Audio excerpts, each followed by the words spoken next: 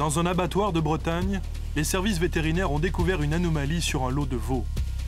Après quelques heures dans la chambre froide, la viande a changé de couleur. Elle est devenue orange. L'analyse des prélèvements a montré une quantité impressionnante de tétracycline, un antibiotique. Les viandes ont été récupérées, même celles qui se trouvaient déjà sur l'étal de quelques bouchers. L'enquête vétérinaire a commencé. Quand on a eu connaissance de ces faits, on a réussi à déterminer que les antibiotiques qu'on avait trouvés avaient été, en principe, fournis par un vétérinaire qui avait son cabinet dans le secteur, là, ici. Là, c'est un petit peu plus haut. C'est ici, la porte là. Et donc là, je viens d'apprendre qu'il a fermé boutique pour aller s'installer un petit peu plus loin. Et le problème de ces antibiotiques, là notamment, c'est que tous les jours, tu te bouffes ta petite dose d'antibio en mangeant soit ton escalope, soit ton beefsteak, et que le jour où tu es vraiment malade, les antibio font plus d'effet. C'est toujours la dose qui fait le poison, donc à partir de quel moment, sur quel type de sujet, là, ça devient vraiment très scientifique. Je dirais que nous, notre boulot, à partir du moment où il y a un doute, c'est de stopper le processus, et de se dire, c'est peut-être dangereux, principe de précaution, on retire de la consommation. Les premières investigations des vétérinaires décident le parquet à ouvrir une information judiciaire. C'est à la brigade de recherche de la gendarmerie de Plohermel que l'adjudant Ciavaldini reçoit Maurice Simon de la brigade nationale d'enquête vétérinaire. Parce qu'on s'aperçoit que ce veto a 27 factures d'honoraires et le reste des factures, il y en a presque 2000, ce sont que des prescriptions, quoi. Ouais. Donc c'est-à-dire qu'il fait 27 visites d'animaux, mais il fait 2000 prescriptions. C'est ça. C'est-à-dire que là, apparemment, on a affaire à un praticien qui se paye sur la vente de médicaments. Il est donc directement intéressé à la vente des médicaments, les actes ne représentant qu'une part infime de son activité. D'accord. Ça dépasse complètement un fait relativement individuel et qui a derrière, fatalement, une organisation, un réseau qui est mis en place pour distribuer ces produits, pour les prescrire. Donc, on s'est arrêté à ce niveau-là. Et maintenant, étant donné l'ampleur du phénomène, on est vraiment dans une procédure pénale et judiciaire. Il n'y a plus qu'à. Première étape pour les gendarmes, retrouver les traces des livraisons de médicaments que le vétérinaire a pu expédier à des éleveurs. C'est dans une entreprise de transport de la région qu'ils obtiennent des renseignements. On a eu la chance là, de trouver un compte très précis des transports qui ont été effectués. Je crois que déjà pour nous, c'est un bon début d'opération, puisque on vient de se rendre compte là, en peu de temps finalement, qu'au cours de l'année 1999, par cette entreprise, il y a eu 70 tonnes de médicaments qui ont été transportés. Ça nous laisse envisager des suites intéressantes à notre affaire. Des suites qui doivent être décidées en accord avec le juge d'instruction. Le tribunal de grande instance de Vannes. Les gendarmes rendent compte de leurs investigations à Patrick Cassan, le juge d'instruction en charge de l'affaire. Là, le dossier. On est allé chez... Alors c'est un volume impressionnant. Ouais. Hein. En 99, 70 tonnes de médicaments. Tonnes sur une année, de médicaments ou d'aliments médicamenteux, de colis en tout cas. Ouais, donc, environ 3500 expéditions. En gros, ça fait 10 expéditions par jour. Si on rapporte ça aux actes qu'il devrait faire, il est censé voir 10 élevages par jour pour justifier ces expéditions. Ce qui m'apparaît essentiel, c'est d'entendre un certain nombre d'éleveurs, parce qu'en fait, tout tourne autour de la question, est-ce que ce vétérinaire expédie des médicaments ou des aliments médicamenteux après avoir vu les animaux ou sans avoir vu les animaux? D'accord. Autrement dit, est-ce qu'il exerce sa profession et après délivre des médicaments, ou est-ce qu'il délivre des médicaments indifféremment de l'exercice de sa profession? En gros, l'homme pratique-t-il la médecine ou ne fait-il que vendre des médicaments sans aucun contrôle sur leur usage, au risque de bourrer d'antibiotiques les consommateurs de la viande? Une brigade près de Rennes. Les enquêteurs commencent leurs auditions. Donc, il y a trois auditions d'éleveurs. Ce sont des gens qui ont eu contact avec, qui ont été destinataires de colis de la part du vétérinaire. Donc c'est monsieur... Vous êtes avec mon collègue là-bas. D'accord? Monsieur... Oui. Ouais, alors, qu'est-ce qui nous a fait vous convoquer? Vous êtes concerné en qualité d'éleveur de veaux. Oui, tout à fait. Parce que vous avez eu affaire dans votre profession à un vétérinaire du secteur du Morbihan. Eh ben, je vois à peu près qui c'est. Voilà, vous connaissez Bah, voilà, c'est ça. C'est le docteur. Ok. Dans un autre bureau, un autre éleveur. Au sein de l'élevage. Comment cela se passe lorsque le vétérinaire se déplace? Comme ça, sans trop nous prévenir, il nous prévient au dernier moment, avec son portable. Je pense à l'élevage, voir les veaux, c'est arrivé souvent. Et ça se passe comment? Alors, il se déplace au niveau de l'ordonnance, quand l'ordonnance est établie. Oui, quand les veaux rentrent, ils se déplacent. Il passe régulièrement. Oui, bah, 2 ou 3 fois par bande de veaux, quoi. Il y a beaucoup de problèmes chez les veaux, beaucoup de maladies, beaucoup de... Bah, surtout au démarrage, quoi. Il y a des problèmes sanitaires, comme les veaux ils viennent de plusieurs endroits. C'est très difficile de ne pas utiliser de médicaments, quoi. Est-ce qu'à chaque fois qu'il y a une ordonnance établie, est-ce que le médecin, est-ce qu'il passe examiner la bête malade ou les bêtes malades? Bah, pas systématiquement. C'est pas fait systématiquement.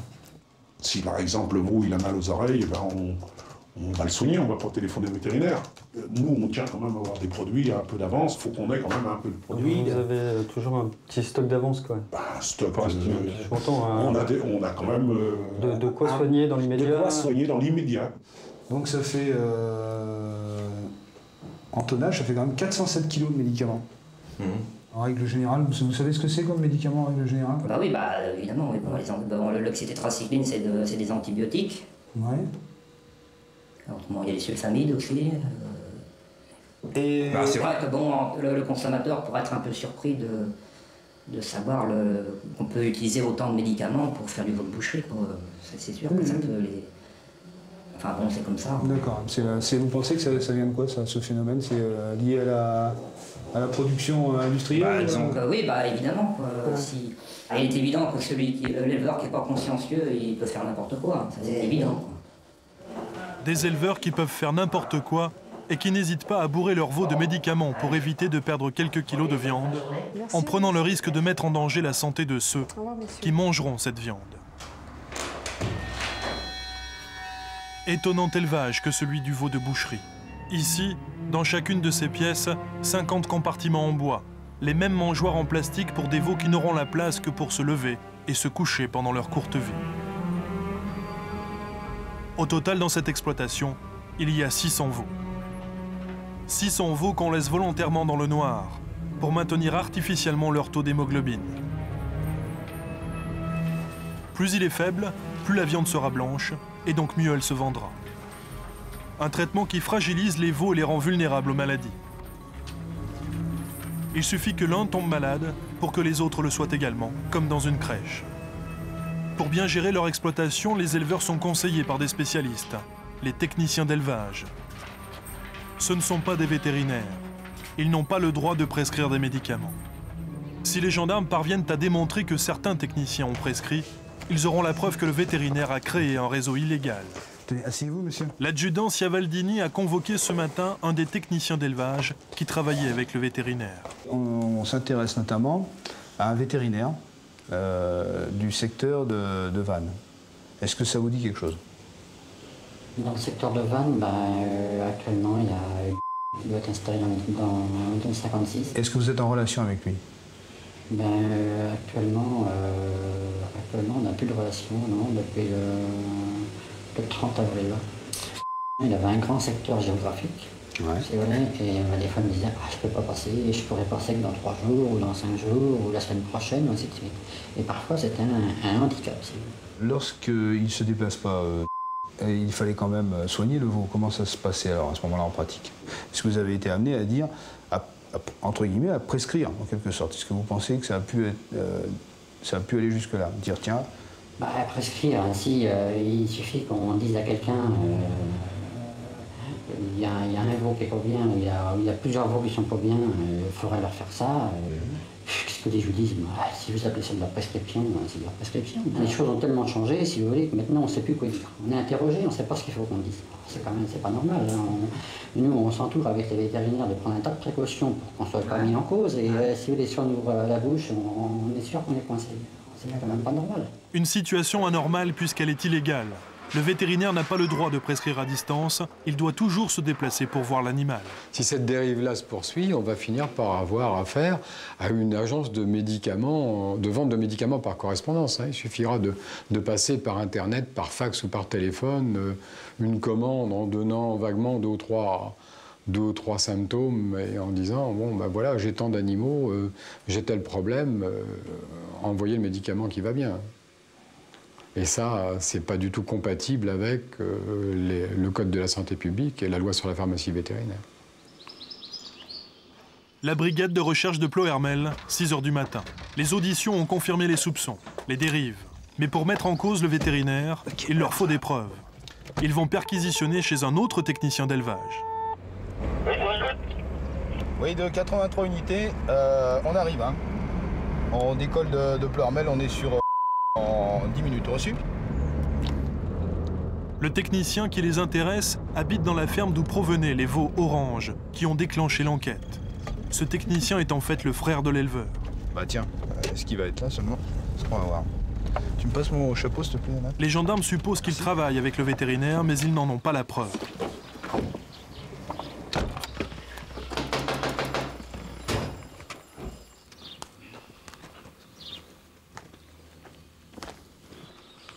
C'est monsieur, c'est ça? Oui, oui. Bonjour. Bonjour, monsieur. Bonjour. On vous surprend au lever. Oui, oui, oui. Alors, je vais vous expliquer. On vient vous voir pour d'abord faire une perquisition chez vous, Oui. Dans le cadre de la commission rogatoire.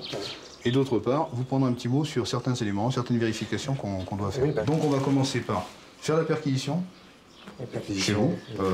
Ok, on va pas perdre de temps parce que je suppose que vous avez des occupations. Donc, on cherche tous les documents qui pourraient émaner de... Ah oui, mais là, moi, je ne donnerai pas parce que je ne suis pas mal. D'accord. Bon, on va vérifier ça. On recherche tout ce qui concerne les documents. Ou alors vétérinaire. D'accord. Prescription de médicaments, choses comme ça. Tiens, tu veux le machin parce que là... On vérifie, parce que vous savez, quand on fait une enquête sur tout. Hein. D'accord. Ah, ça marche bien les affaires, non? Des documents qui confirment que l'homme travaille régulièrement avec notre vétérinaire. Suite de la perquisition dans la cave de la maison. Qu'est-ce qu'on a comme produit? Est-ce qu'il y a des produits qui sont particuliers? Non. Sodibio. Antibio.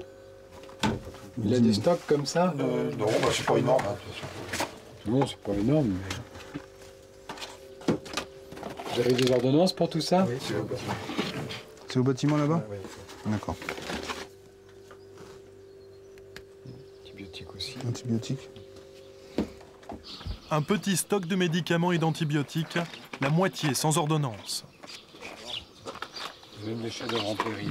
La voiture est à vous, hein, monsieur.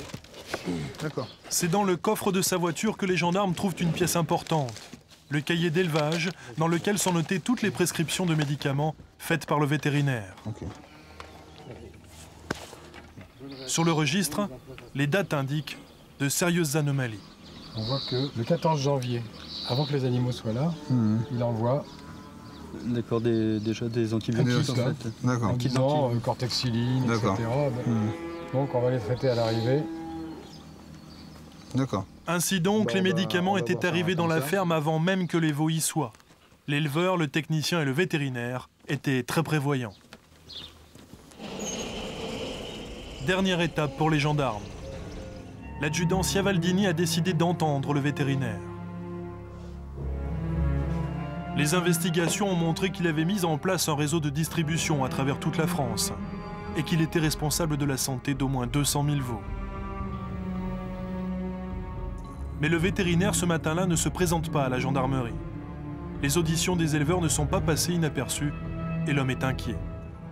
Tant qu'il est considéré comme témoin, il n'a pas accès au dossier. Il ne peut pas savoir ce qu'ont appris les enquêteurs.